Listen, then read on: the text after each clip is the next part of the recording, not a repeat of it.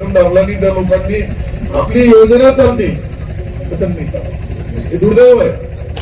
ज्यावेळेस काही नाही मिळालं त्यावेळेस आठवण येईल ते काय असतो सरकार, काय असतो आमदार, कसा असतो आमदार. हे लोकांना कळायला पाहिजे.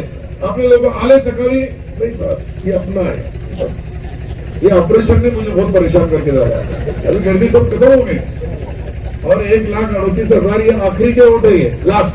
इसके आगे कोई और बदलने की ताकत नहीं है किसी को, मुझे मालूम है. ज्यांनी ज्यांनी जे जिल्ह्यामध्ये सर्वात जास्त मतं मला आहे. ही जे एकंदरीत परिस्थिती बघितली आम्ही दोघेही मंत्री, मी आणि सावे साहेब. तो सावे साहेब बिचारा काठवर आणि मी बी काठवर. मी 3,029 ते 2,000 नाना पटोले तर 208 मधून निवडून आला. तर मुख्यमंत्री बनणाऱ्या लोकांचे हाल आहे. बाळासाहेब थोरात बाबा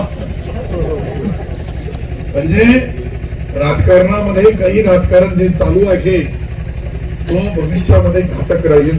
मी तर आता याच्या पुढे डिक्लेअरच केला की मी आता सिल्लोड नगरपालिका शेवटची निवडणूक ती पार पाडेल आणि विधानसभेला मी आता उभं राहणारच नाही. तुम्हाला कोणी काही वाकडं बी करू शकत नाही.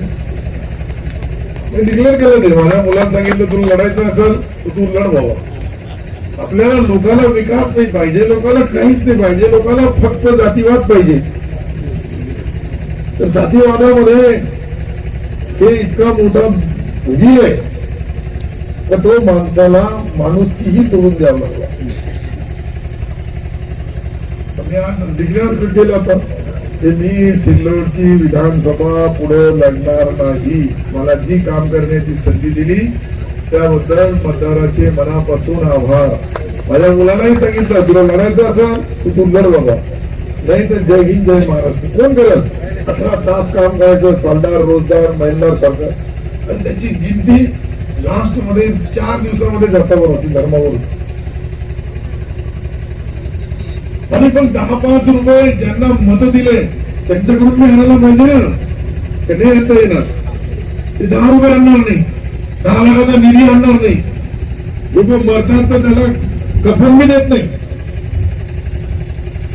आणि ही जी सवय लागली ही सवय भविष्यामध्ये तुम्हाला बदलावं लागल. नाही तर राजकारणामध्ये कोणी कोणाचा विश्वास ठेवणार नाही, कोणी कोणाला मदत करणार नाही, कोणी कोणाला काही ज्या हारीचं वाटत मदत करणार नाही.